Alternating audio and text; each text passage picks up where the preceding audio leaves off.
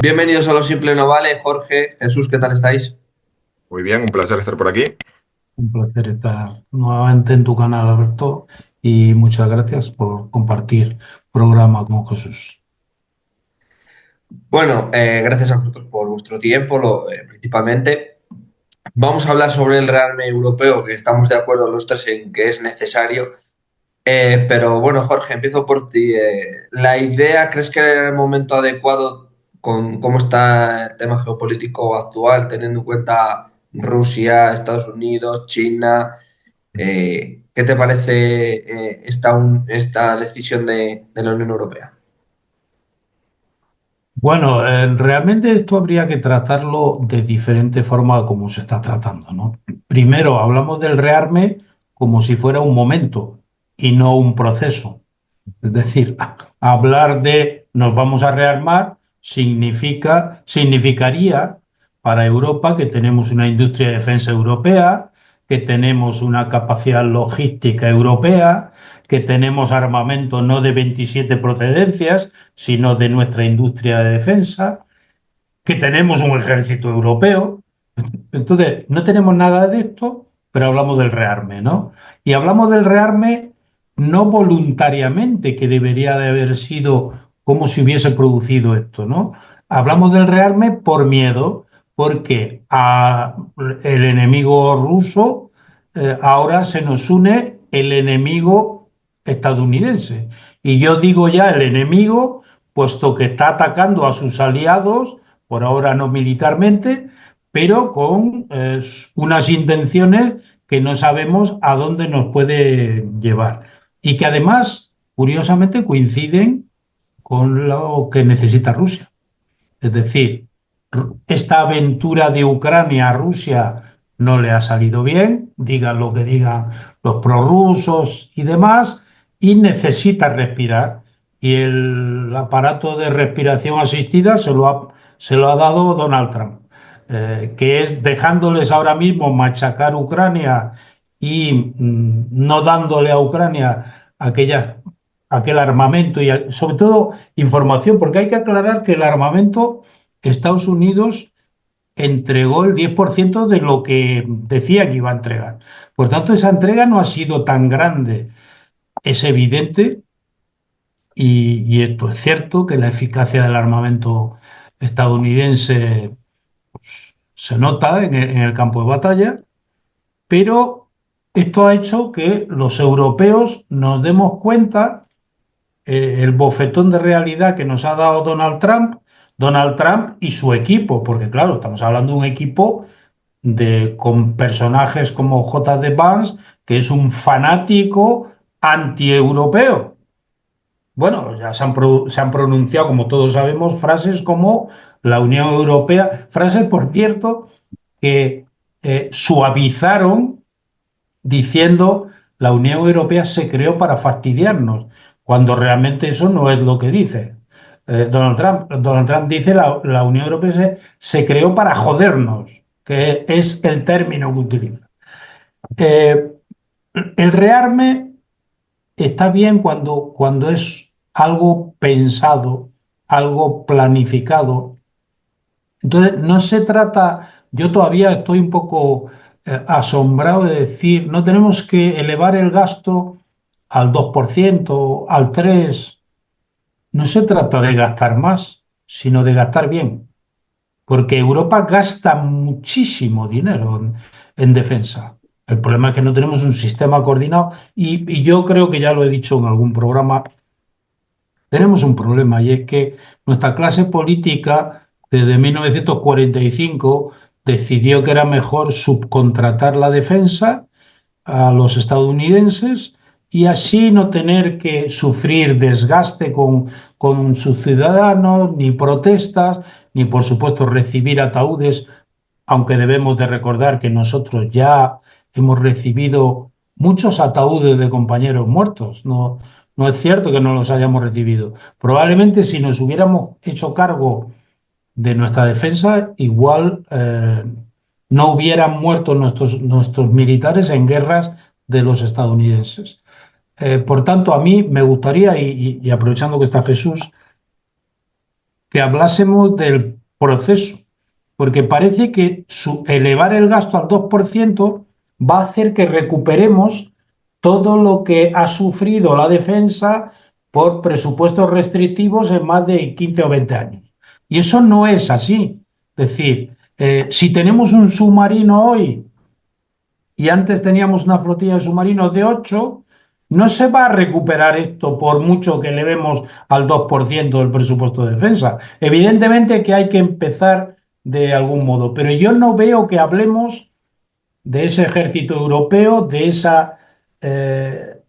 ese sentimiento europeo que nos llevaría a cristalizar esta situación.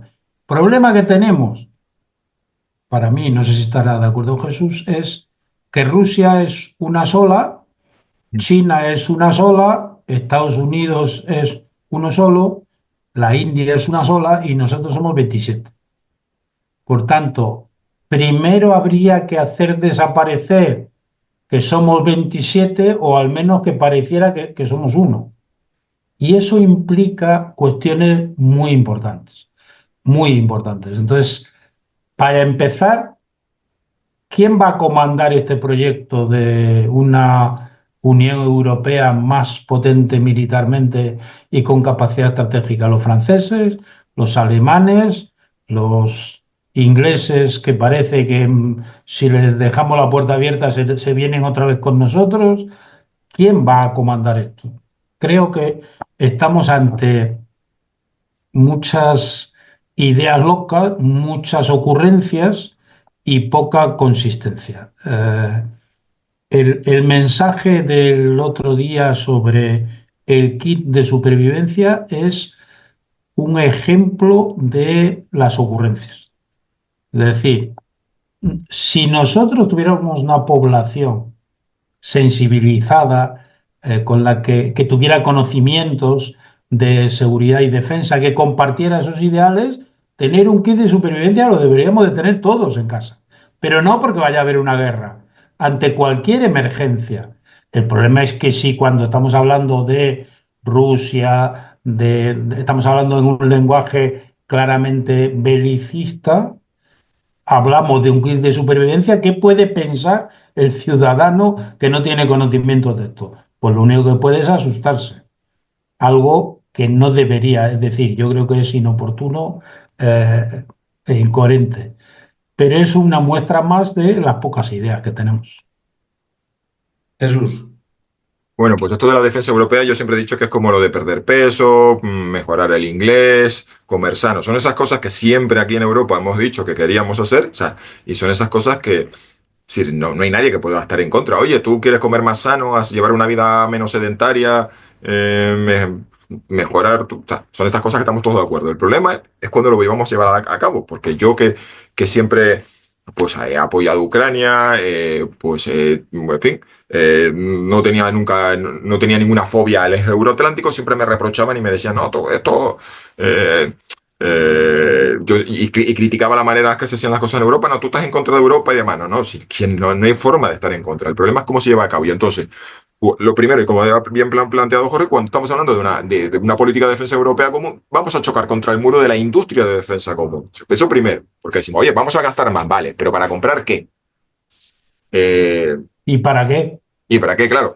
Y es que yo ya empiezo ya como español, no como europeo, sino como español, y decir, vaya, sí, sí, sí, estamos todos de acuerdo que hay que gastar más. Bueno, y ahora vamos a explicar lo de gastar más, pero tenemos que gastar en defensa, ¿no? Y entonces veo a los franceses haciendo así. Y veo a los alemanes haciendo así. Y yo digo, oye, qué casualidad, ¿no? Que cuando hablemos de invertir en Europa, tengamos un consorcio franco-alemán, que es el que se han unido el fabricante del carro de combate Leclerc y el fabricante del carro Leopard, juntos, y ya son los que están planteando el futuro carro de combate europeo, o sea, franco-alemán. Luego tengamos un proyecto liderado por Dassault, o sea, Dassault, bueno, pues Dassault, francés, que es el que está tirando para adelante con el futuro avión de combate europeo, que es un eje franco-alemán, en el que España es como participa, pero está sentado como las bodas en la mesa de los niños. Y ahí ya empezamos los problemas. O sea, que aquí en Europa, perdón, en España somos muy europeístas de sí, sí, sí, vamos a resolver los problemas en Europa, pero la pregunta es quién tiene la batuta, porque Europa no es un ente. Es decir, y esto son las cosas que cuesta entender en España. Es decir, como hemos tenido problemas identitarios, nacionalismo periférico, siempre hemos solucionado todo con Europa. ¿Para qué pelearnos si vamos a disolver nuestra soberanía en Europa? Como si fuese un ente. Y cuando llegas allí descubres que los lituanos tiran para Lituania, los polacos tiran para Polonia. O sea, tenemos que entender que Europa o la OTAN no... eh, a ver, es como un gimnasio. O sea, no basta pagar la cuota, también tienes que estar ahí haciendo esfuerzos para obtener resultados. Entonces ya tenemos otro, es el de la diplomacia. Oye, primero, bueno, y por terminar, entonces yo decía, carro de combate, consorcio franco-alemán. Avión de combate, consorcio franco-alemán. Mientras que tenemos como proyecto competidor un proyecto liderado por el Reino Unido en el que ya se ha sumado Italia, el Tempest. Eh, y tenemos ahora un consorcio franco-italiano en el ámbito naval. Entonces, a mí como ciudadano español digo, oye, sí, sí, vamos a gastar más, pero espérate, nos sentamos, vamos a Bruselas y nos encontramos con que ya los grandes gigantes industriales europeos están haciendo así.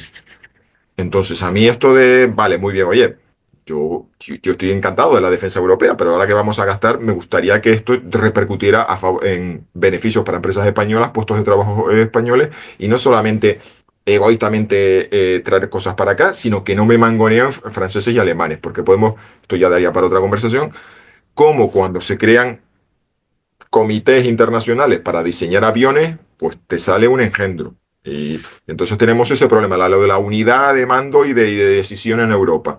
Entonces hemos tenido muchos problemas en España con los proyectos internacionales y aparte hemos visto como, por ejemplo, en el caso de la industria aeronáutica española se ha disuelto en un consorcio europeo donde nos han sentado en la mesa de los niños. Eso ya para preocupar. Y más allá de esto de Europa, de oye, vamos a tener que Europa a pelear, o sea, Europa como solución, España como problema y Europa como solución, pues yo creo que Europa es un gimnasio, o sea, es como un gimnasio, ahí hay que ir a trabajar para obtener resultados, no es un bar o es un restaurante, es un sitio en el que hay que trabajar duro para conseguir los resultados.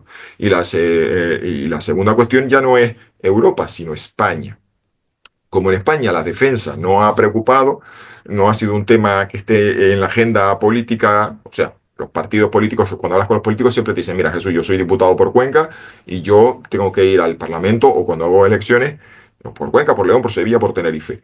Y yo tengo que hablar de la sanidad, de las autopistas, de la obra esa pública del que todo el mundo está pendiente, que llegue el AVE a mi ciudad, pero yo no, si yo quiero salir reelegido en las próximas elecciones, cuando me suba a una tarima, no puedo hablar de que hay que aumentar el gasto de defensa. Entonces, hemos tenido muchas carencias y esto no, y ha sido, y el debate sobre esas carencias y esos problemas, y esos mal gastos y esa falta de eficacia, esa falta de rendición de cuentas, ha quedado siempre en círculos especializados. O sea, si en España tenemos una autopista que no va a ninguna parte, si tenemos un centro de salud que está acabado y no se inaugura, si tenemos un aeropuerto que se hizo en una ciudad donde no hay suficiente demanda para justificarlo, pues la gente se protesta. Si tenemos un centro de salud donde hay goteras, un colegio donde faltan profesores, y pues todo el mundo lo sabe. Sí, y todo el mundo lo vive, ¿no? Porque tienes que llevar a una persona mayor al centro de salud, porque tú mismo lo vives, porque tienes un niño que va al colegio. Pero la defensa nacional,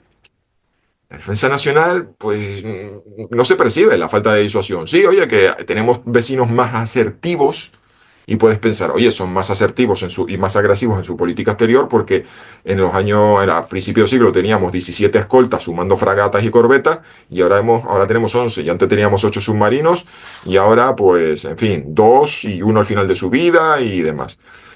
Entonces, la defensa nacional no hay una percepción ciudadana de, oye, las cosas no se están haciendo bien, ¿qué pasa con mis impuestos? Entonces, y me preocupa que aquí en España no solo tengamos la falta de cultura de defensa, sino que no tengamos una cultura de rendición de cuentas. Me explico. Por ejemplo, cuando Australia compró el helicóptero NH-90, en el contrato de compra había una cláusula por la cual decía que si había de penalización. Si el consorcio que construía el helicóptero NH-90 no entregaba los helicópteros en tiempo y forma, se les penalizaba teniendo que entregar uno adicional. Entonces Australia encargó 33, pagó 33 y recibió 34. Un helicóptero de regalo, que parezca una tontería, así en el sentido de que fue una cosa material, un helicóptero de regalo por no haber cumplido el contrato en tiempo y forma. ¿Se imagina alguien en España que aplicásemos eso al vehículo Dragón, por ejemplo, o al submarino S-80?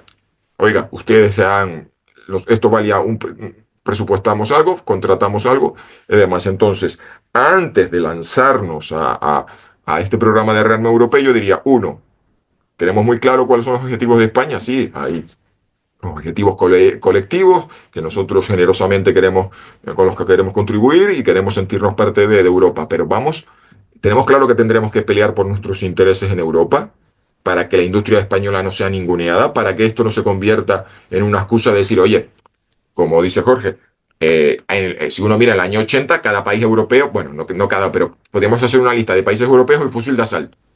Podríamos hacer una lista de vehículos blindados. Y ahora, pues ha habido un proceso de concentración liderado pues, por Francia, Alemania, Italia, Reino Unido, que están tirando para adelante porque han ido absorbiendo industrias de otros países.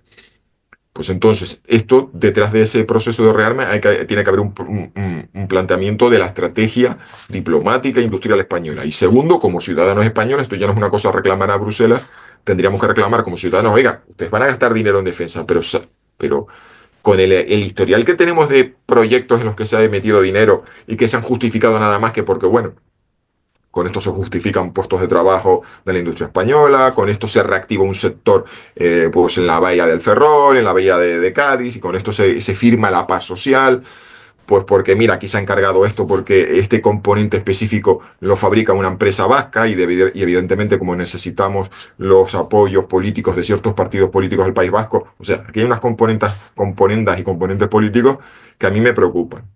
Entonces, claro, el resultado de esto es, pues, necesitamos una clase política a la altura de circunstancias en Bruselas y necesitamos una ciudadanía vigilante e implicada a nivel nacional. Creo que, no sé si me he extendido demasiado, pero esto ya, para mí, son ya de los puntos de partida como ciudadanos, ¿no? Más que ponernos a discutir la lista de la compra y los misiles que nos encantan en las redes sociales a los frikis, ponernos a discutir la lista de la compra como quien hace la lista de reyes, pero como ciudadanos en un país democrático y que tienen unas necesidades, me preocupan esas dos cosas.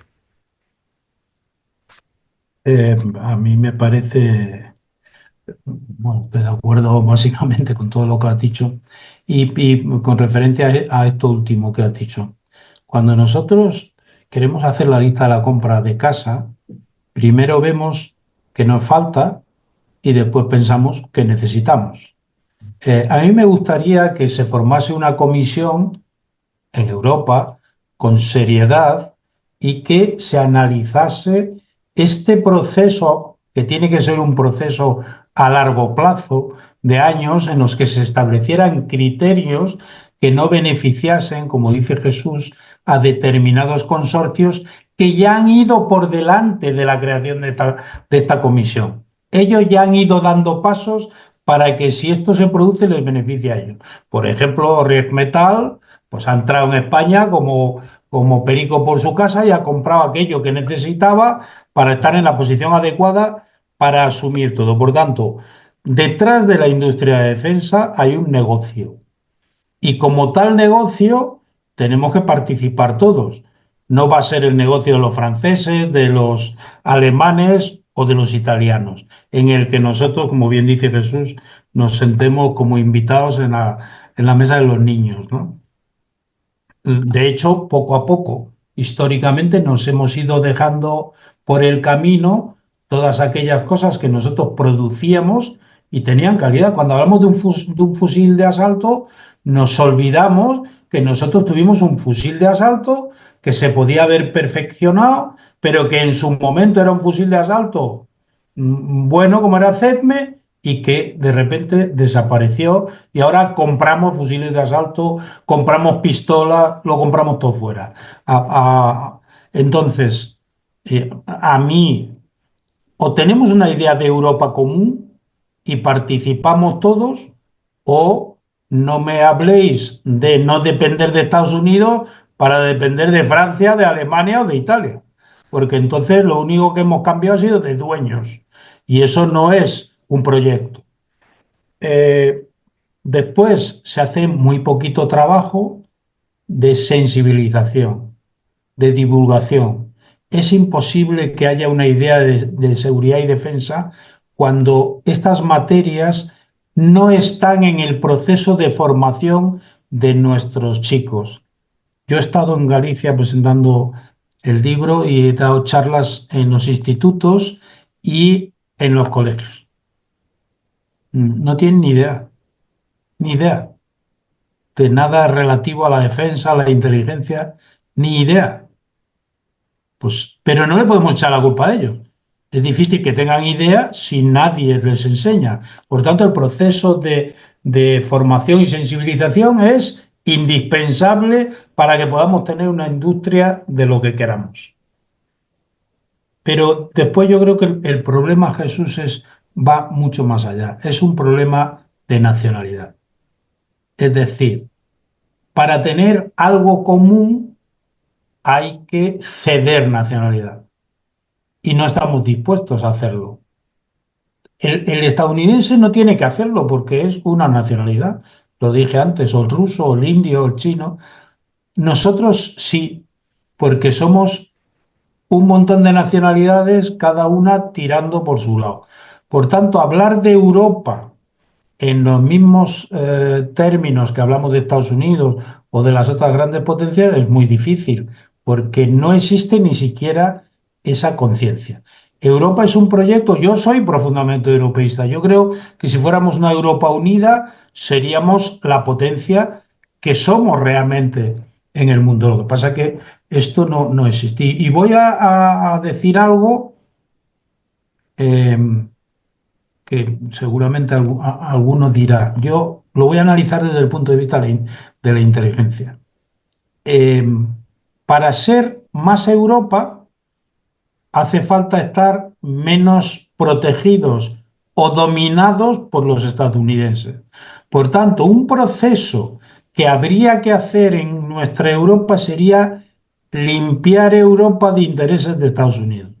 Y eso es un proceso complicadísimo, porque desde el 45 se han preocupado de que todos nuestros pasos estén controlados por ellos, de que todas las empresas de defensa y no defensa estén penetradas por personas que defienden sus intereses.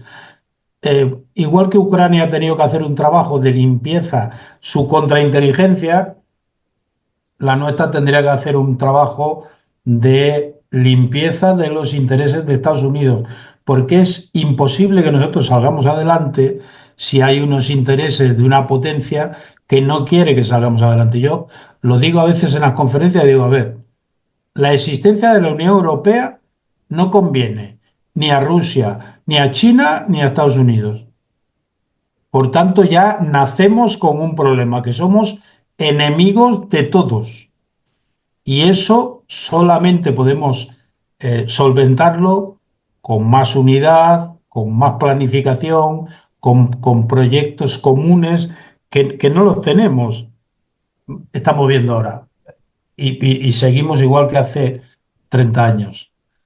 Hay que aumentar el presupuesto de defensa, a la izquierda, no a la guerra.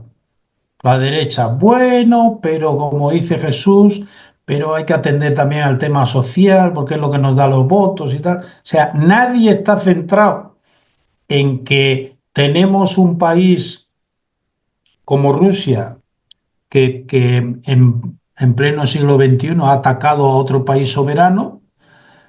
Yo no estoy de acuerdo con los alarmistas que dicen que si Rusia gana esta guerra en Ucrania, va a atacar a otro país europeo. Yo creo que no, pero no porque no tenga intenciones, sino porque no tiene capacidad. Rusia tiene la capacidad nuclear, pero la convencional se han visto todas sus vergüenzas en el campo de batalla y bastante tiene con recuperarse de esta aventura. Ahora, si a un líder imperialista como Putin le damos la opción de que someta a su país y su economía a una economía de guerra, puede ser que en 4 o 5 años tengamos un nuevo susto. Porque estamos en un proceso, no sé si estás de acuerdo, Jesús, parecido al de 1938. Todos nos preocupábamos de pactar con Hitler para que no nos atacara a nosotros. Y al final eso hizo que fuera creciendo y nos atacara a todos. Pues parece que no hemos aprendido nada de la historia, ¿no? Y después, con tu referencia a los submarinos, yo que soy submarinista, cuando yo llegué a la base de submarinos, yo fui dotación de quilla del S-71, del Galerna. Algo que tú muy educadamente decías en el final de su vida. No, el final de su vida ya pasó. Estamos en una prolongación artificial de su vida que ya veremos si no nos da un disgusto algún día, que eso es otra cuestión a valorar. Pero se entregó a la Armada en 1981. ¿Vale? Yo fui dotación de quilla de este submarino. Cuando yo llegué, estaban en los Guppy, estaban los cuatro Daphne y nació el S-71, que eran los submarinos que sustituían a los Guppy, de manera que fueron dándose de baja los Guppy, que eran, para los que no conozcan el término, una clase de submarinos americanos de la Segunda Guerra Mundial, que nos lo regalaron, pero que valieron para que el arma submarina no desapareciese. Se compraron los franceses, los Daphne, y después la clase Agosta, que eran el 71, 72, 73 y 74. Hoy tenemos el S-81 no en pleno rendimiento y el S-71 con más de 40 años, con una vida útil de 25. Esto es lo que tenemos hoy. ¿Cómo vamos a recuperar esto? ¿Quién lo va a recuperar?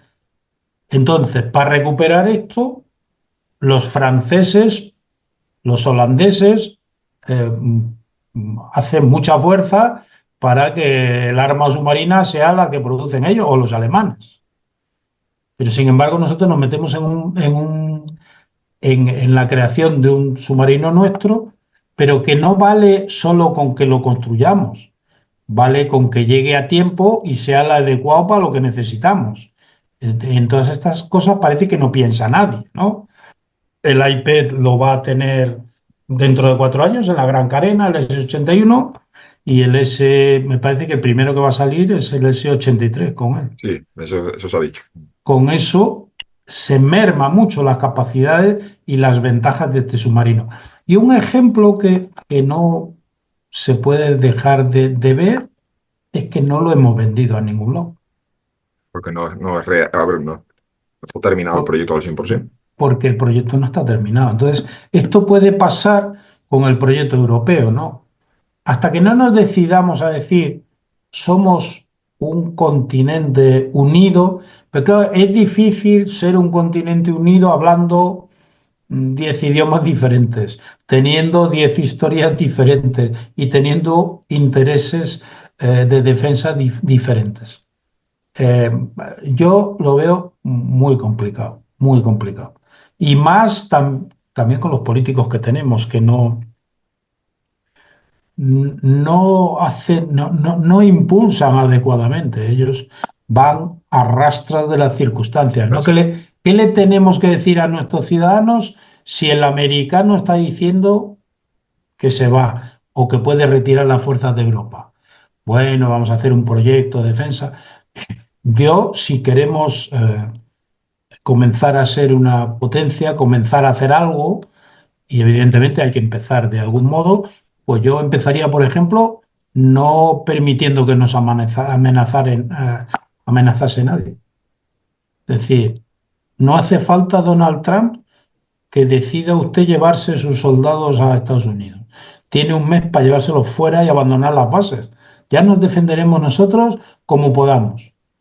Pero ¿para qué queremos una OTAN superditada a los Estados Unidos en la que dependemos de que obedezcamos las órdenes del político estadounidense de turno?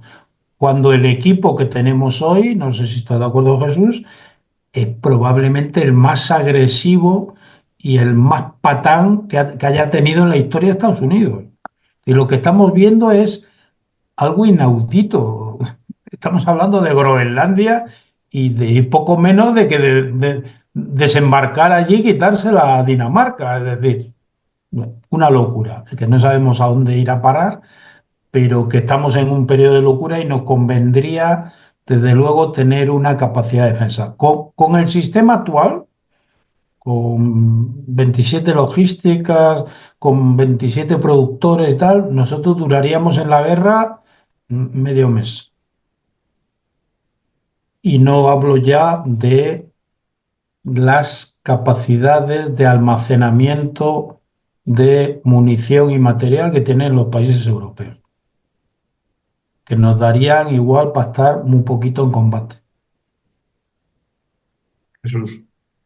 Bueno, pues yo estoy pensando en el que nos está escuchando y pensará que esto es una lluvia de millones sobre las Fuerzas Armadas para que ahora en los cuarteles los grifos sean De de oro. oro y que haya exceso. Y creo que quería hacer no sé, inciso, pero sí retroceder a recordar que después de la crisis financiera del 2008, las Fuerzas Armadas españolas recibieron un hachazo.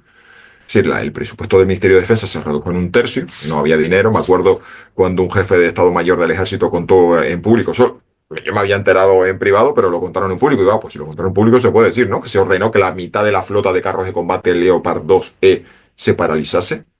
Eh, y si uno hace la lista de medios que se dieron de baja sin sustituto, el Príncipe de Asturias, que era un portaaeronaves, que sí, que tenemos a Juan Carlos I, pero no es exactamente equiparable. Se dieron de baja los medios, los sistemas antiaéreos Roland, que era lo único antiaéreo mecanizado. Se dieron de baja los cohetes Teruel sin sustituto. O sea, empezamos a mirar todo lo que se dio de baja sin sustituto.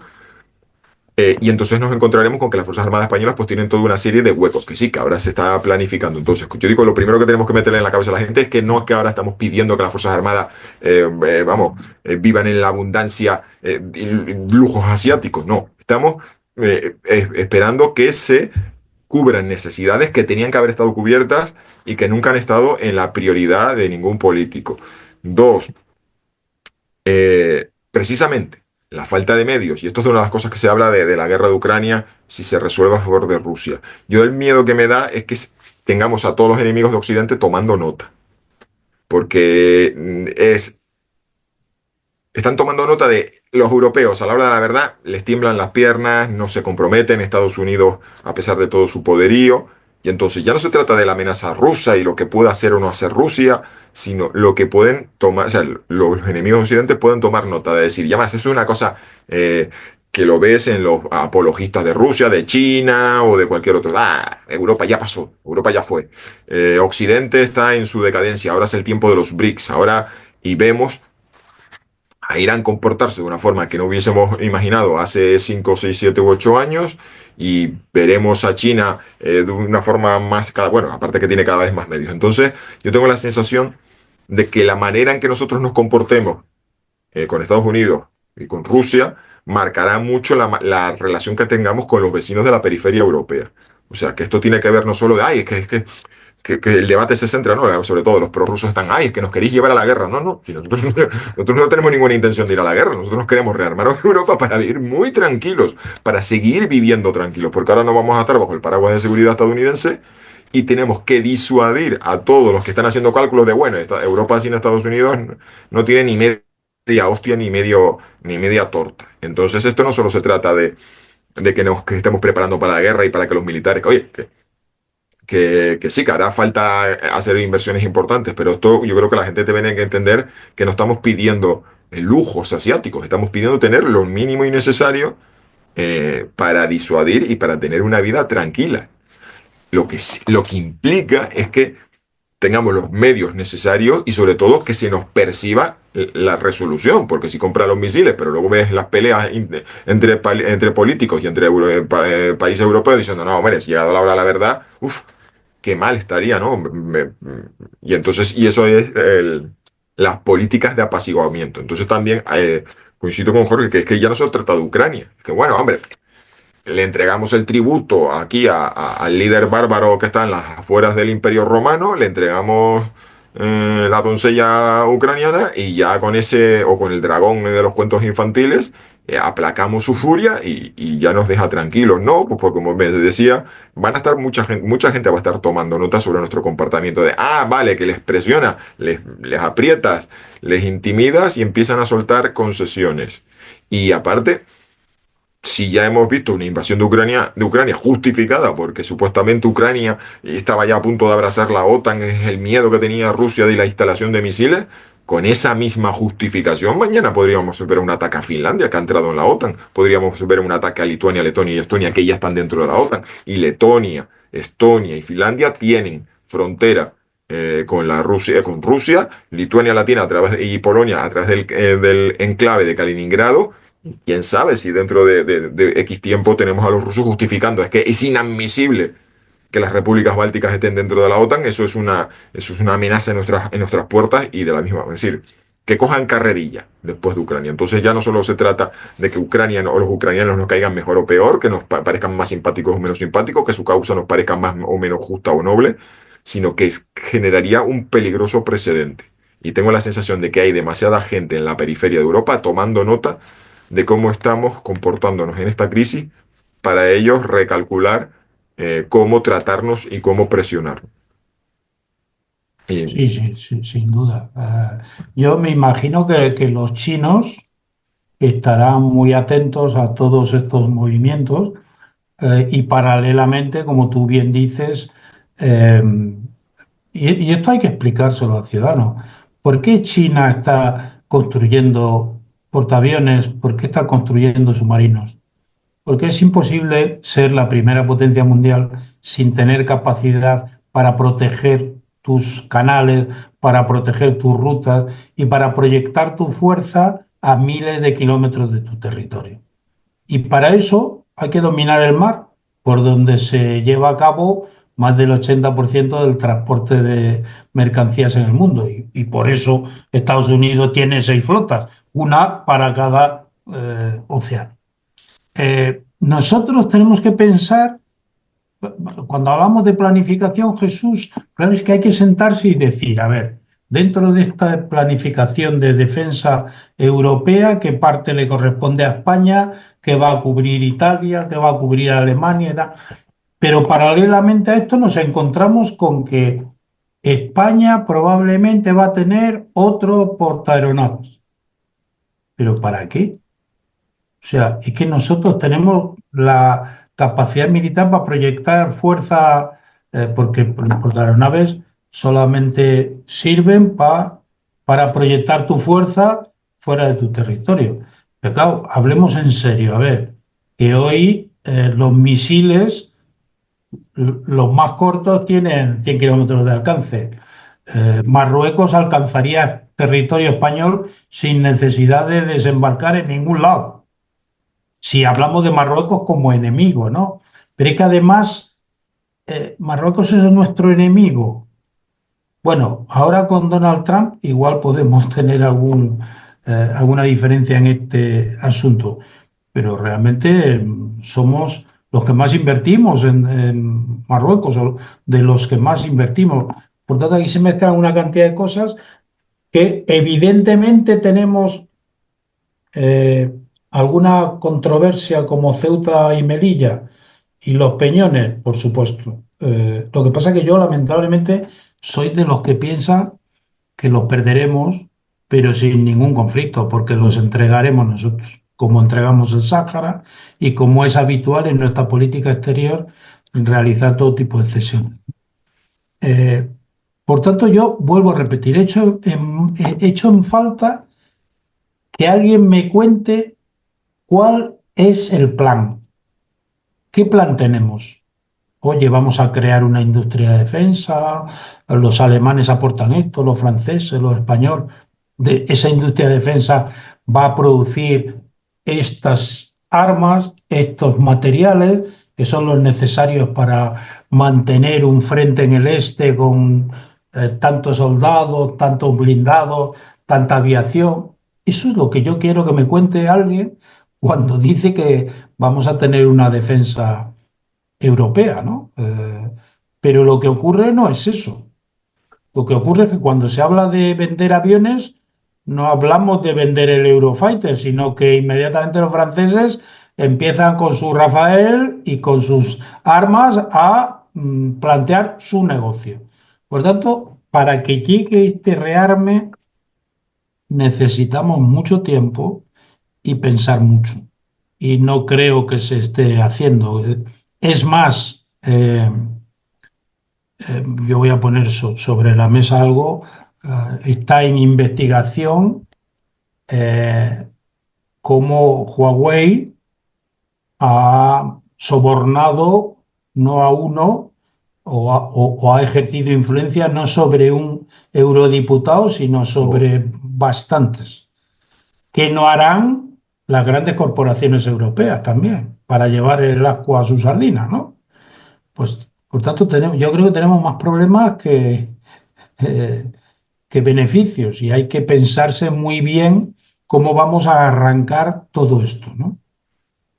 Y después no meternos en proyectos que no son la solución para lo que necesitamos. O sea, el Eurofighter es la solución de la defensa aérea europea.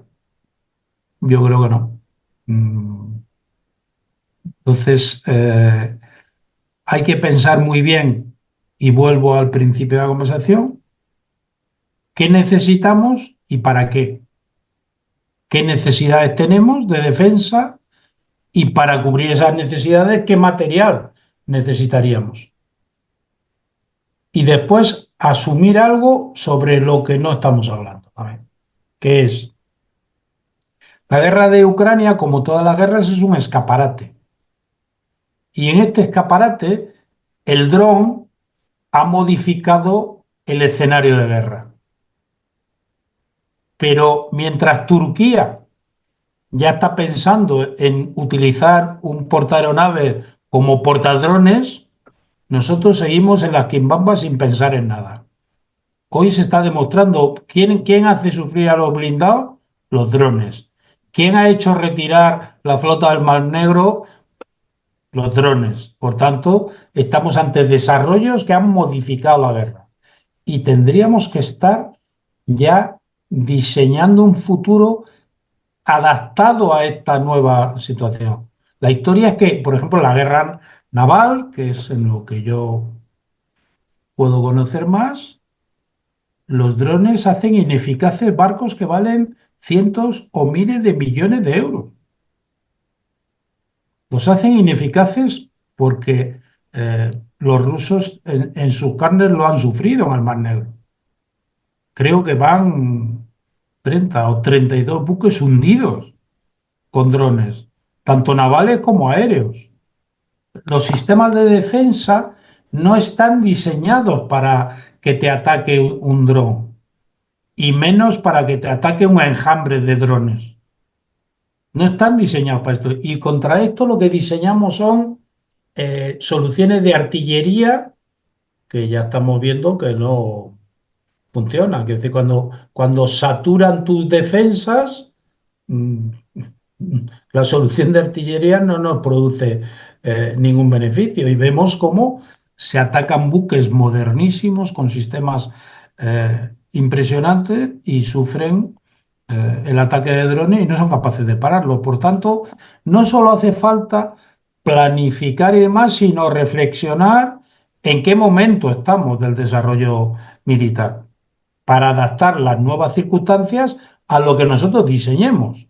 Si no, iremos por detrás nuevamente. Pues, Eso. mira, has tocado un par de cosas que tenía yo en las pestañas mentales que iba abriendo y que se tenía pendiente. La primera cuestión, ahora, es que yo me fijo en otros países, ¿no? Y los que me siguen en X, antiguamente Twitter, habrán visto que una época que yo estaba pendiente, muy pendiente de Italia. Y esto nos remite a esto que yo decía, que la OTAN y la Unión Europea hay que entenderla no como un restaurante o como un self-service, sino como un gimnasio en el que uno tiene que ir ahí a trabajar duro para conseguir resultados. Entonces, para que nosotros en España todos estos planes europeos nos sirvan y nos, en fin, nos permitan tener una seguridad más sólida, tenemos que acudir a Bruselas ya con nuestra propia visión y nuestros planes, porque hay una fractura en Europa evidente. O sea, si uno se sienta a escuchar a Polonia, Lituania, Letonia, Estonia, Finlandia y Suecia, tienen clarísimo hacia dónde están mirando. Rumanía también.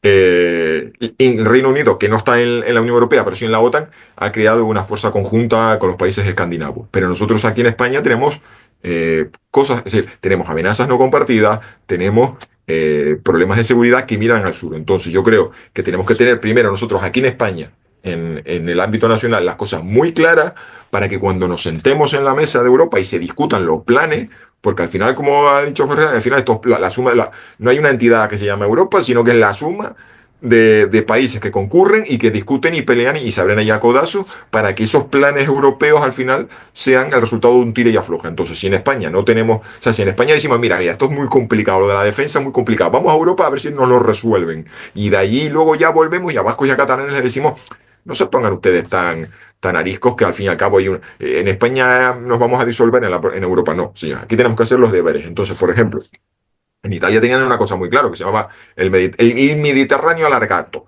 Ellos entendían que son un país que está en el centro del Mediterráneo, que tienen una esfera de influencia, que quieren proyectar poder aeronaval a lo largo del Mediterráneo y que luego, igual que ha mencionado, las líneas de comunicación marítima que llegan a Italia bordeando la costa africana occidental desde el Golfo de Guinea y luego también desde el Golfo Pérsico, que es de donde vienen los recursos naturales, donde vienen los hidrocarburos y donde en el caso de Italia tiene intereses no solo de hidrocarburos, por ejemplo, en el Mediterráneo Oriental, sino que los astilleros italianos han vendido buques de combate a las armadas de Qatar y Emiratos Árabes Unidos y ahora parece que estaban queriendo vender algo también a unas fragatas a Arabia Saudita y hacen muchos negocios. Entonces ellos dicen, nuestra área de influencia es el Mediterráneo, pero tenemos que prolongarlo hacia las líneas de comunicación que van hasta el Golfo de Guinea. Eso es el Mediterráneo alargato. En España teníamos también una visión geopolítica que se llama el eje Baleares-Estrecho Canarias. Y yo he tenido la mala leche de meterme en Google, buscar y resulta que cabemos en un taxi las personas que hemos escrito un artículo sobre el eje Baleares-Estrecho Canarias en los últimos 25 años. Y me preocupa, porque digo, para un término, para un concepto geopolítico propio, resulta que no se discute y no se debate. Siempre hemos hablado, no, la defensa europea, la defensa colectiva, España es un país activo en la defensa de Letonia, de Rumanía, vale, está muy bien, pero a mí me encantaría ver autores españoles publicando porque en la vieja Guerra Fría teníamos almirantes y teníamos a capitanes de navíos que elaboraban pensamiento geopolítico propio. Y sí, ahí está Augusto Conte de los Ríos, el oficial de la Armada Española, tenemos a Federico Supervielle. Me congratula que haya ahora una nueva generación de personas, pero me gustaría que tuviésemos un pensamiento militar, perdón, pensamiento geopolítico español más potente. Y eso para poder tener las ideas claras. Porque una vez que tienes ya la visión clara de dónde estás, quién eres, pues entonces empezamos a discutir. Que tengo algunas discrepancias con Jorge sobre el poder aeronaval, pero claro, si ya tienes esa visión, pues allá entonces ya empezamos el proceso dialéctico de tesis, antítesis y síntesis. Es decir, oye, tenemos claro dónde estamos, quiénes somos, ahora vamos a ponernos de acuerdo cómo lo ejecutamos. Pero para eso tenemos, por eso que a veces que yo, que soy un apasionado de la geopolítica, parece que siempre estoy siempre tirando la jugada a mi sardina. Digo, no, pero yo me parece que ese es el primer paso. Si empezamos con una visión geopolítica de dónde estamos, quién somos, podríamos elaborar una estrategia. Y esa estrategia será diplomática, será militar, será industrial, y entonces podremos empezar a desarrollar y empezar a pensar en qué vamos a gastar. Y entonces ya podremos tener clarísimo y decirle a nuestros diplomáticos, cuando ustedes vayan a Bruselas y a nuestros militares, tienen ustedes que pelear para que el debate no sea solo las amenazas de Europa Oriental. Y tienen que entender que la disuasión en Europa y los problemas de amenaza de seguridad y defensa vienen también de otros puntos cardinales. Pero claro, para eso lo tenemos nosotros que tener claro. Los lituanos lo tienen clarísimo y pelean por lo suyo. Los polacos no te cuento.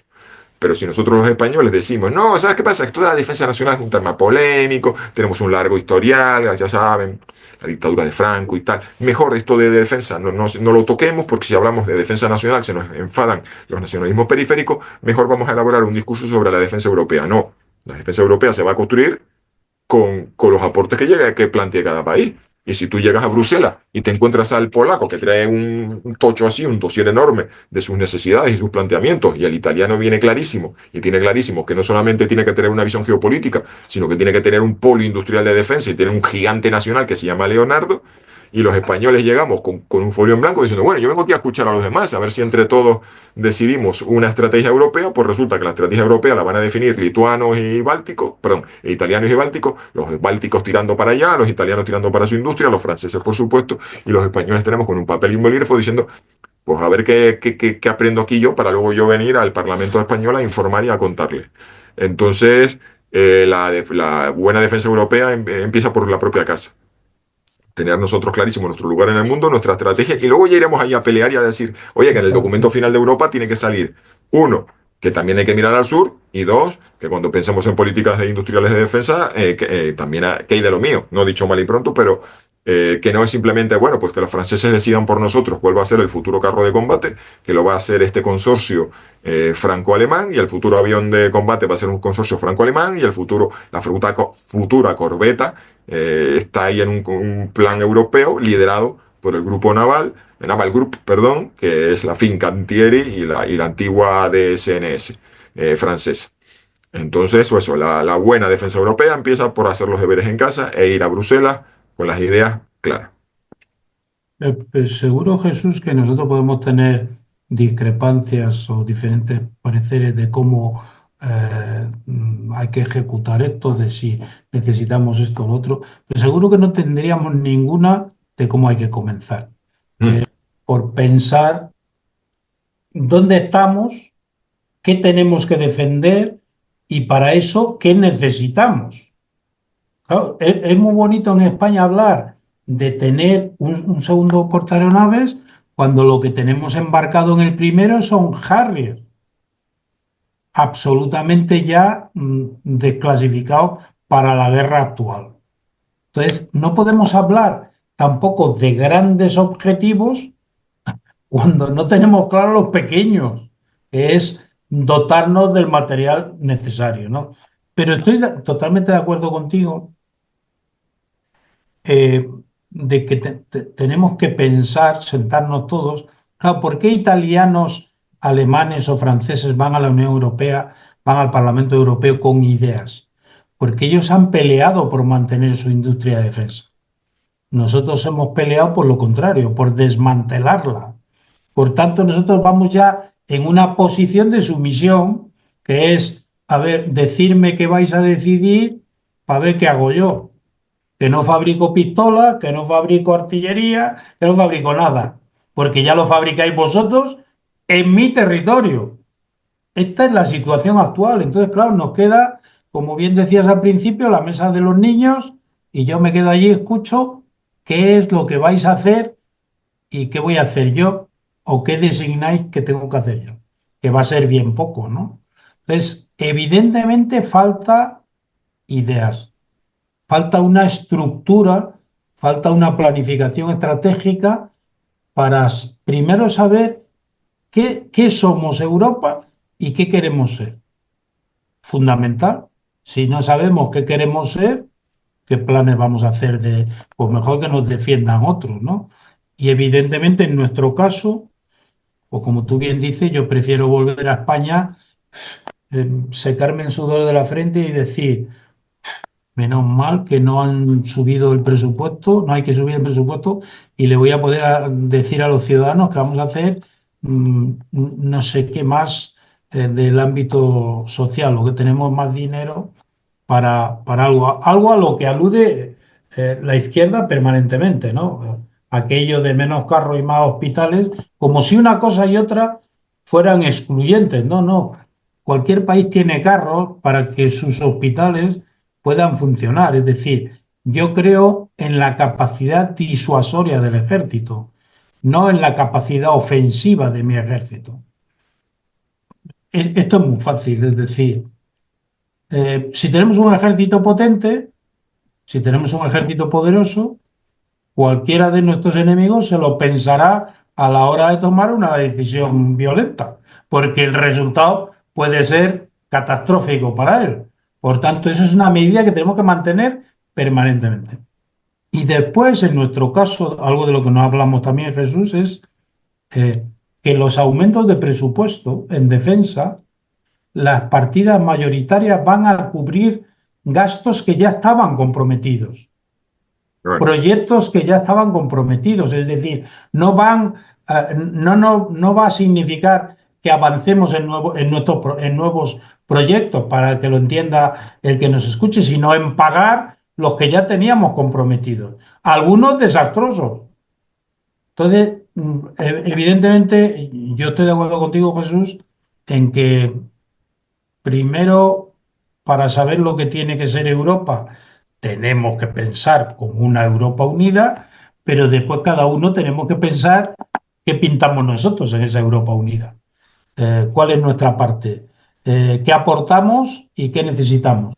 Y yo no escucho hablar de esto. Sí estoy de acuerdo contigo que hay personajes como Fede Supervielle, que a pesar de su juventud, tienen un calado intelectual importante y ponen en solfa ideas que otros no ponen. Yo también he hecho en falta que verdaderos expertos en la materia publicasen sus ideas, sus conceptos, porque eso no deja de ser la base de información para después hacer desarrollos, ¿no?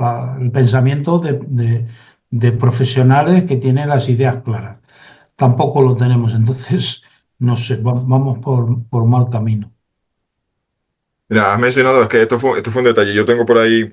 Ah, sí, escribí un artículo largo sobre el eje Baleares Estrecho Canarias, en el que además hacía una evolución desde los pactos de Washington en el 53 y iba viendo cómo iban las relaciones hispano-marroquíes de fondo. Bueno, era un artículo del que estoy muy orgulloso y que digo que si ese artículo lo regara y creciera, de ahí salía un libro sobre el flanco sur español y demás. Bueno, estoy aquí anticipando acontecimientos. Y una de las cosas que me llamó mucho la atención es que me puse a mirar y del año, de años 50, 70, 70, 80, sobre todo 60, 70, teníamos militares en España que escribían libros. Pues yo me metí en páginas de bases de datos, es decir, y estas librerías de viejo en España, y estoy pensando el almirante Carrero Blanco, que llegó a tener una serie de obras, a ver si lo digo bien, Bordejí Morancos, el capitán de navío Bordejí Morancos. Había una serie de autores que yo he hecho en falta ahora en España. Pensamiento geopolítico, y cuando digo pensamiento geopolítico de verdad. Gente que hablaba de España y el mar, España y el poder naval, España y el lugar de España, porque luego hay una cosa que esto ya siempre lo he criticado mucho. Si uno mira las primeras páginas de los documentos que emanan del Ministerio de Asuntos Exteriores o de Defensa y demás, siempre hay una frase que se dice que siempre queda muy bien, ¿no? España, cruce de caminos, España, el lugar donde converge África, Europa y América, España, país tricontinental. Digo, muy bien, vale, pero esto en que, cuando paso la página, digo, ¿y esto en qué se materializa? O sea, ¿En qué se dice, traduce? España tiene la ventaja de ser un país tricontinental, cruce de caminos, o sea, como Canarias aquí, sí, muy bien, que siempre fuimos cruce de camino, vale, muy bien. ¿Pero esto qué significa? ¿Dónde está la estrategia nacional que yo diga, es que se nota, vamos, tenemos una estrategia aquí en la que la bahía de Algeciras conecta con Ceuta y Melilla, luego tenemos un corredor euromediterráneo de ferrocarril, tenemos ese tren de mercancías Lisboa-Valencia pasando por Madrid? O sea, ¿dónde están las estrategias que he hecho en falta? Entonces, estos son los pilares. Si no tenemos un pensamiento geopolítico de dónde estamos, quién somos y qué intereses tenemos que pelear, pues entonces ya los planes encima. Entonces pasan cosas como que tengamos unas elecciones regionales a la vuelta de la esquina y el gobierno anuncia muy contento el presidente del gobierno, les anuncio que en esta región se va a construir un buque para la Armada y que va a tener muchos puestos de trabajo. Y en la Armada digan, ¿cuándo pedimos nosotros eso? Bueno, pero va a traer muchos puestos de trabajo, van a mantenerse muchos puestos de trabajo en esta región. Es decir, las necesidades de la Armada no se tienen en cuenta, se tienen en cuenta los impulsos políticos de, oye, prometer este buque o prometer este programa militar va a permitir al gobierno de turno tener un tirón electoral. Entonces, eh, estamos construyendo mal, y claro. Por eso yo también he criticado porque además es muy atractivo, es una cosa muy divertida, ¿no? Hacer listas de la compra. Oye, Jesús, si a ti te dan no sé cuántos miles de millones, ¿tú qué comprabas para la Armada ahora mismo? Hombre, si a mí y nos ponemos ahí, pues yo a las F-110 les pondría más celdas, VLs. Si yo tuviese más dinero, haría una segunda serie de los humanos. O sea, y se nos pasan las horas, pero no hay un plan. Y esto, ¿para qué sirve? Y esto, ¿cuál es cuál es la estrategia detrás de todo esto? Claro, fíjate, por ejemplo. em, por hablar de la Armada, ¿no? La Armada construye los BAN con una capacidad militar muy limitada. Eh, de hecho, el armamento que portan eh, no debía de ser, no debe de haber estado pensado para la guerra, sino para No, otras no, claro. cuestiones, pero la vigilancia de la costa la tiene la Guardia Civil. Eh, es decir, mezclamos conceptos que nos llevan a hacer cuestiones como estas, ¿no? Es decir, fabricar una patrullera grande con un cañoncito y denominarla de otra forma, ¿no? Y con perdón del término que no es despectivo. Pero, claro, ¿por qué ocurren todas estas cosas? Pues como tú bien dices, porque no estamos diseñando para cubrir las necesidades de la Armada. Estamos diseñando para cubrir las necesidades de la construcción naval, para cubrir las necesidades de Navantia, para que el personal tenga puestos de trabajo, como decías. Entonces, claro, si partimos ya de un inicio erróneo, el resultado no puede ser bueno. Entonces, vuelvo a repetir, como en Europa, yo echo de menos que se sienten las personas que entienden de esto y determinen quiénes somos, qué pintamos en el mundo y qué necesitamos para defender nuestra posición. No es tan difícil, pues parece imposible Mira, en nuestro país. mira, esa historia que has contado, o esa historia, varios de los elementos que has contado aparecían en mi artículo y la historia más o menos la conozco. O sea, en España teníamos una armada que tenía una fuerza de guerra naval, tenía una flota y tenía también responsabilidades en el litoral. Y yo recuerdo aquí los patrulleros de vigilancia interior. Aquí en Tenerife, en la dársena pesquera, había una pequeña patrullera de la armada. Y después del 11S, o sea, no porque sea el 11S, sino en el entorno estratégico del 11S, en España se decide que esas responsabilidades sobre el litoral las asuma el Servicio Marítimo de la Guardia Civil. Y que todos esos pequeños patrulleros en España desaparezcan. Solo queda uno en la desembocadura del Guadiana en Huelva, o sea, hay un pequeño patrullero en Huelva, otro en Ceuta, en Melilla, y en el río Miño, porque hay un acuerdo, un convenio internacional con Portugal, en el que En dice Tui, que tiene que ser un patrullero de la Armada, no de otra fuerza policial, sí, porque estamos hablando, Jesús, de un patrullero que tiene más de 40 años, Sí, al sí, cabo el Cabo Fradera. Fradera de Madera. Bueno, pero en fin, pero que se cuentan con los dedos de la mano aquellos sitios donde la Armada se quedó con pequeños patrulleros. Bueno, y luego hay toda una serie de patrulleros que se van a ir dando de baja. ¿Y cuál fue el planteamiento de la Armada? Ahora estamos en el 11S. ¿Y cuál es la gran preocupación? Bueno, pues mira, había un gran miedo de que los líderes de Al Qaeda atravesasen la frontera de Afganistán-Pakistán, de Pakistán saltasen por vía marítima hasta Somalia. Y se crea una fuerza de tarea internacional para patrullar y evitar cortar los suministros, perdón, la posible escapada de los líderes de Al Qaeda a Somalia.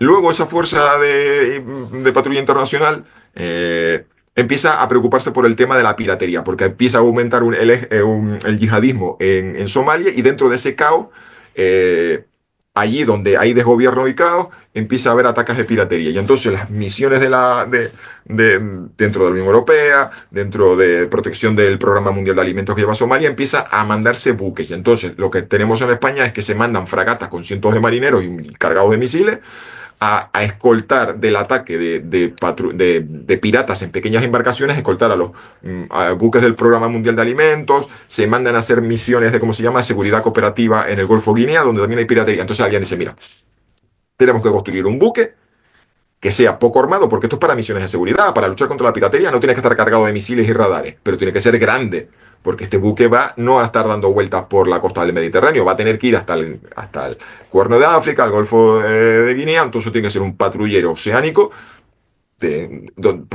grande, para tener autonomía, para que los marineros allí no estén hacinados, pero sí un poco armamento, porque este es el nuevo mundo que nos ha tocado vivir. Es el mundo post-11S y ya no tenemos preocupación. Y entonces alguien traza un plan y dice, mira, para la Armada en el año 2025, con 10 fragatas nos va, porque tampoco tenemos enemigos. no tenemos enemigos, y vivimos en un mundo que alguien podrá decir, oye Jesús, pero ese es el mundo en el que tú describías en tu blog Guerras Postmodernas. Sí, pero se lo tomaron al pie de la letra.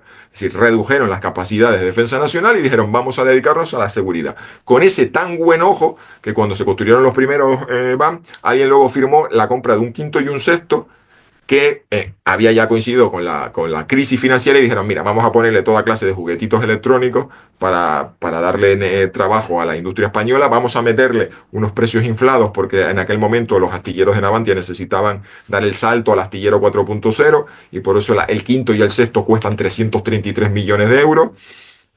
Y justo cuando sucede todo eso, la invasión de Crimea.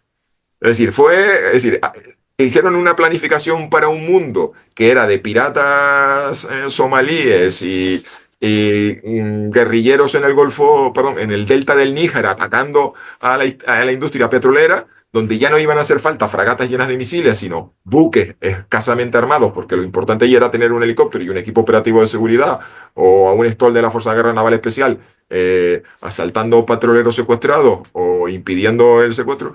Y ya esto de fragatas y estas cosas de las corbetas que sirven para disparar misiles y luchar en una guerra, no servían para nada. Y por eso, por ejemplo, también dentro de los listados de requerimientos de los submarinos S-80, alguien dijo, mira, submarino lo más grande posible porque lo vamos a mandar lo más lejos posible a hacer misiones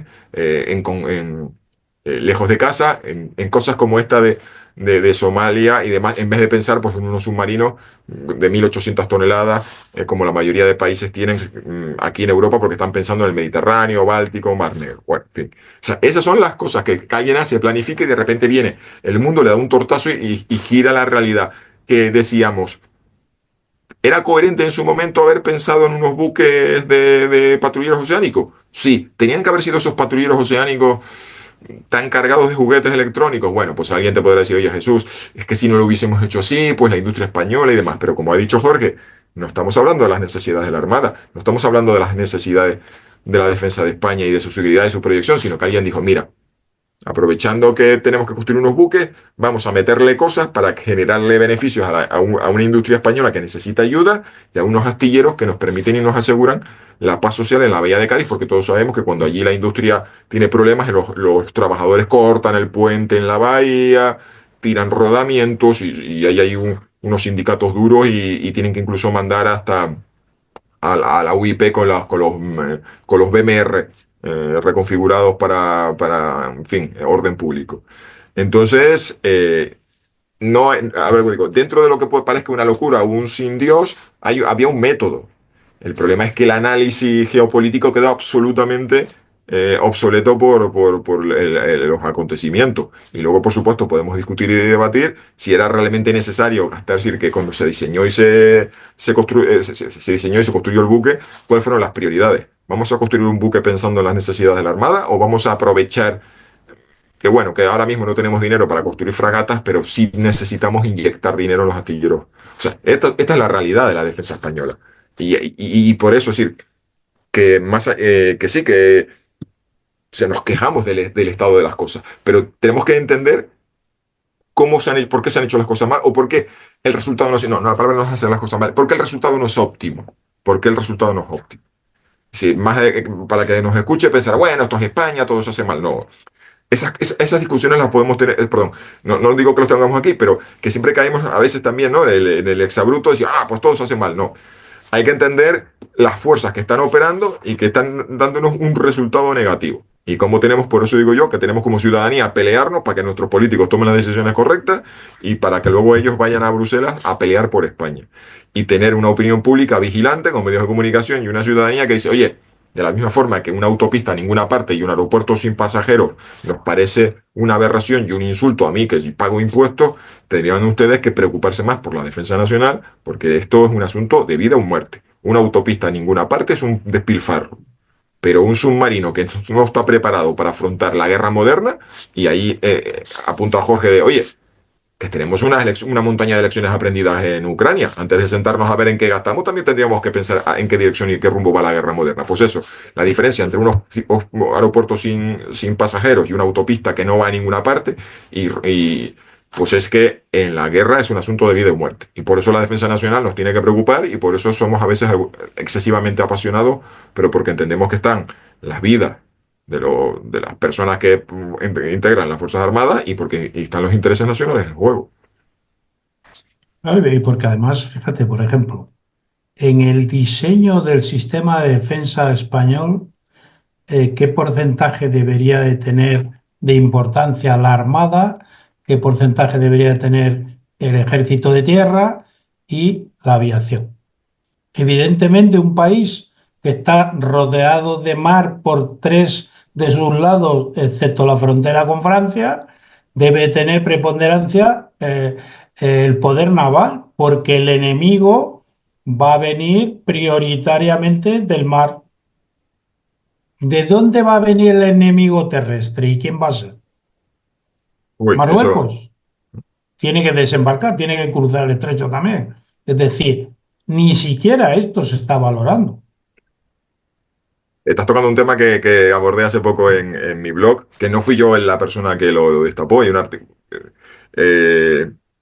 Hace tiempo un coronel de infantería marina, y tengo miedo que ahora no me acuerdo su apellido, pero fue el que la proporción áurea era el concepto. Samuel Morales, ¿no? No, no, no, no. Ah, no, Uy, ese es uy, uy, otro. uy. Sí, sí. Alberto, si entras en mi blog y buscas en la Armada Española A faltan ver, 10.000, y lo digo porque de verdad que no lo inventé yo esto. Esta persona hizo cogió una cosa, cogió las tablas de personal de las Fuerzas Armadas Europeas de nuestro entorno y vio cuántos habían en tierra y cuántos habían en mar. Y calculó el ratio. Y descubrimos, o sea, y veíamos que, que había, quitando la Armada de Estados Unidos, que es un país donde los infantes de marina y los marineros superan en número a las fuerzas terrestres, normalmente las fuerzas terrestres superaban en número a los marineros e infantes de marina. Pues esa proporción en España es decir, era enorme comparada con otros países. Es decir, la mayoría de los países de nuestro entorno tienen más personal de tierra que de mar, pero no en unas diferencias enormes. Y en España sí. Es decir, la mayoría de los países europeos era uno con algo, y en España nos íbamos a 3,70 y tantos. Entonces, eso significa que España tiene una falta de personal de marineros e infantes de marina. Es decir, que es rarísimo. Sí, sí. Encima que somos una obsesión europea, uno mira el mapa y después del Reino Unido somos el país quizás que debería tener una mayor vocación marítima en Europa, porque tenemos un territorio continental que es una península, y luego tenemos toda una serie de territorios que están de ultramar, o sea, más allá del mar. Las plazas de soberanía en el norte de África, y yo que soy canario, por supuesto. Entonces yo por eso siempre insisto en estas cosas, porque para mí la defensa nacional no es un concepto abstracto, es algo de lo que depende que los supermercados donde yo compro, pues que tengamos el control de las rutas marítimas, y el control del mar. No sé si lo habéis hallado, porque ahora me siento fatal, que yo hablando aquí de las ideas de la proporción áurea y de la relación 1, a ver, No, pero fíjate, dime que lo busco. ¿Dónde lo sí, tienes? guerraspostmodernas.com. pero fíjate, estamos en un ejército total de menos de 120.000 hombres. Ah, bueno, esa es otra. Tenemos problemas para reclutar personal, sobre todo la Armada. Pues claro, Ahí tienes, a la Armada le hacen falta 10.000 militares. sí, sí. Pero no tenemos A ver capacidad dónde está. de Arriba mismo. reclutarlos. Aquí tienes el artículo. Claro, pero fíjate, no tenemos capacidad de reclutarlos porque ¿qué Juan López estamos? Díaz. Este era coronel retirado de Infantería Marina, Juan López Díaz. Esta vez no se me olvida, López Díaz, que es el autor de la primera persona que cogió los datos, hizo los cálculos y llamó la atención.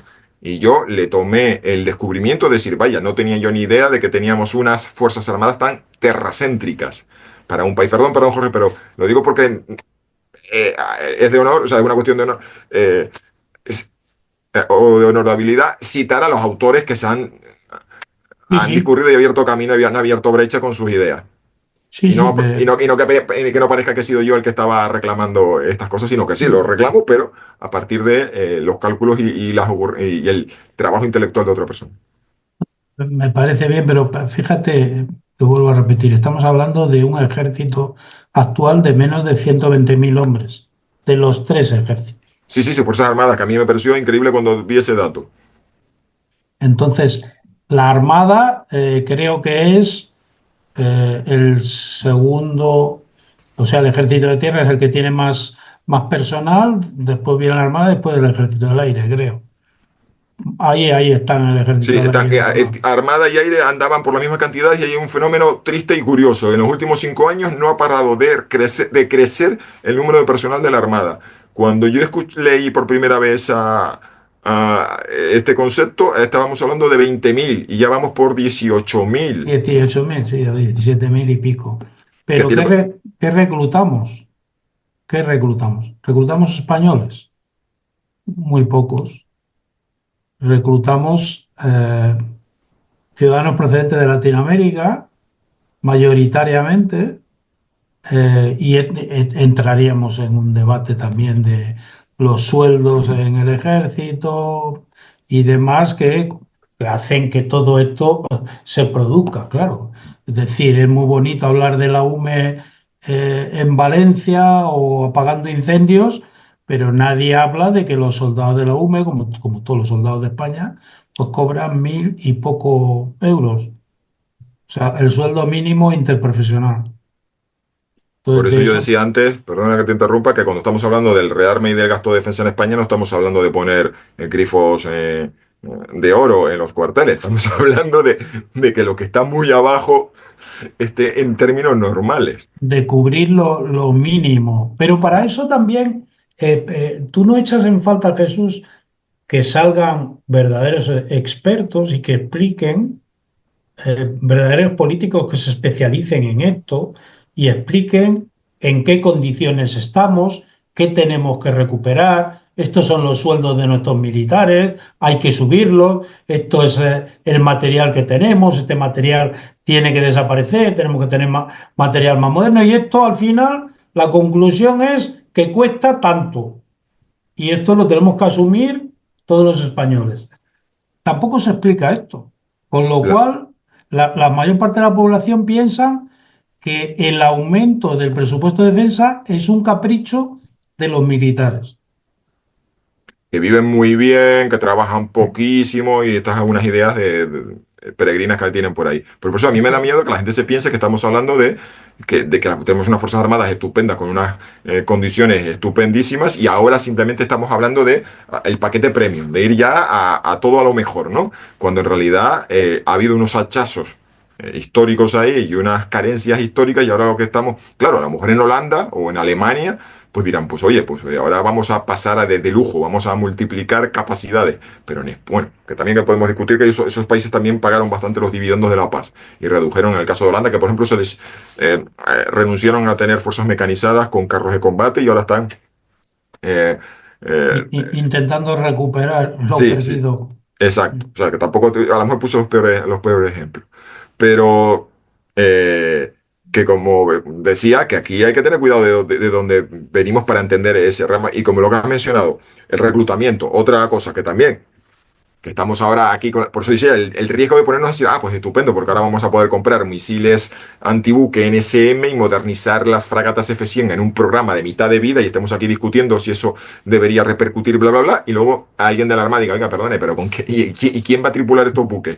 Cuando ¿Quién va a ir tenemos, en? por encima de todo, tenemos un crack demográfico, los países desarrollados, porque esto ya no es España, esto le pasa a Japón, Corea del Sur, le pasa a Singapur, que en la Armada, caso exótico, la Armada de Singapur está ya planificando, todos los buques que se construyan en Singapur tienen que ir más automatizados porque no tienen gente para tripularlos. Vemos casos como Reino Unido y Alemania donde dice, oye, tenemos problemas porque no tenemos voluntarios, no, la gente no quiere. Luego tenemos una cuestión cultural, que también aparecen los sociólogos así, bueno, yo soy sociólogo y los que se dedican a estas cosas, oye, que y los militares también te lo dicen, hay un cambio cultural. Esto de que los muchachos de los 80 y 90 que les pegaban 4 gritos cuando entraban en el cuartel, cuidado porque la generación Z trata de forma muy diferente las figuras de autoridad, la responsabilidad Y en Estados Unidos decían que tenemos un problema porque es que la generación que está acostumbrada a estar todo el día conectada, a ver cómo la metemos en un tubo de acero y la metemos por debajo del mar y le decimos, vas a estar 3 meses sin consultar las redes sociales de tus amigos, sin mandar WhatsApp. Y eso parece que genera mucha ansiedad en las nuevas generaciones. Y, Ahora y- parece que mi generación estaría pagando por desconectar de las redes sociales y del estrés y de la ansiedad, pero parece que las nuevas generaciones son todo lo contrario. Entonces tenemos ese problema demográfico, problema cultural, cómo hacemos y- la profesión de las armas atractiva en una época en que, bueno, en fin, etcétera, etcétera, etcétera. y un problema, Jesús, que yo le propongo a Alberto para otro programa, abrir un melón que es para reclutar, disminuimos las exigencias. Y Ostras. entonces, por ejemplo, te lo propongo yo como programa. La columna vertebral de todos los ejércitos modernos, sobre todo los más tecnológicos, es la clase de suboficiales. Si la alimentamos mal y disminuimos las exigencias para el ingreso en este nivel, difícilmente podremos tripular esos buques tan complejos. Y esto está ocurriendo. De Bueno, hecho, se ha modificado el sistema de acceso a las academias de suboficiales, que antes era el 100% para promoción interna, y se han dado cuenta que eso era un desastre mayúsculo. y hay un Entonces, cambio cultural también. Y ahora está hablando, parece que le estoy reprochando a la generación Z y Alfa y Millennials, que no, pero también hay un cambio cultural en los propios militares. Vamos a ver, pensemos. Un oficial de la Armada Española podía estar destinado en el Ferrol, en Cartagena, en Las Palmas, en Madrid o en Cartagena. Y tenía por lo general alguna amantísima esposa que le seguía por todos los destinos. Es decir, familia tradicional, cristiana, resignación, amantísima esposa. Yo conozco a oficiales de la Armada Española que me dicen, no, yo los fines de semana conduzco desde Cádiz hasta Galicia para visitar a mi mujer. Salgo todos los días de San Fernando de Cádiz, perdón, todos los viernes de San Fernando de Cádiz para Cartagena y viceversa. Unas palizas que yo algún día me gustaría que algún sociólogo si hay algún la incidencia de accidentes in itinere. Porque digo, ¿cómo puede ser que estén los militares españoles? Bueno, no, los que me decían, no, el viernes terminábamos en Madrid, nos metíamos en una furgoneta y todos para Cádiz. ¿Por qué? Pues porque ya no tienes una amantísima esposa ama de casa, ahora tienes profesionales que pueden sacarse unas oposiciones, que tienen una carrera profesional consolidada y tienes una incidencia de divorcios y demás. Y a esos militares que ya no se ven a sí mismos como un cabeza de familia que arrastra, que tiene un efecto arrastre de toda la familia, porque ahora empiezan a echar raíces y empiezan a encontrar atractiva la empresa privada. Y hay militares que, claro, yo que a mí, por ejemplo, como analista de inteligencia a fuentes abiertas, me sorprendía ver la cantidad de militares que contaban obra y milagros profesionales o de su carrera en LinkedIn. Y yo decía, pero ¿por qué están tantos militares contando dónde van, los destinos que tienen? Pues porque quieren ser atractivos a reclutadores de empresas privadas.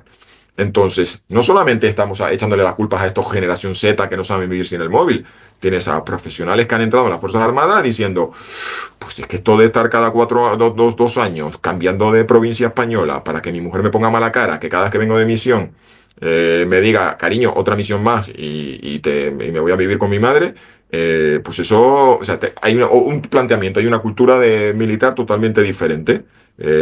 Y claro, pero fíjate, cuando yo ingresé en 1979 en la academia, 1979, eh, uno ingresaba a las Fuerzas Armadas porque tenía un componente vocacional muy importante, porque el componente sueldo era igual o peor que hoy.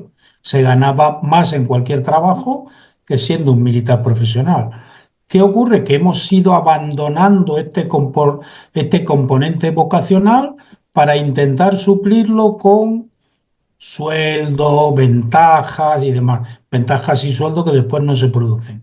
Por tanto, es normal que la gente rechace este trabajo porque diga, bueno, si yo ya no tengo la vocación y además me resulta más sacrificado de lo que voy a recibir en sueldo y demás, primero no lo voy a elegir, y el que lo elija va a elegir preferentemente el ejército de tierra, porque sabe que primero va a estar en una base fija en tierra y que una gran parte de su tiempo va a salir a las 2 y se va a ir a su casa.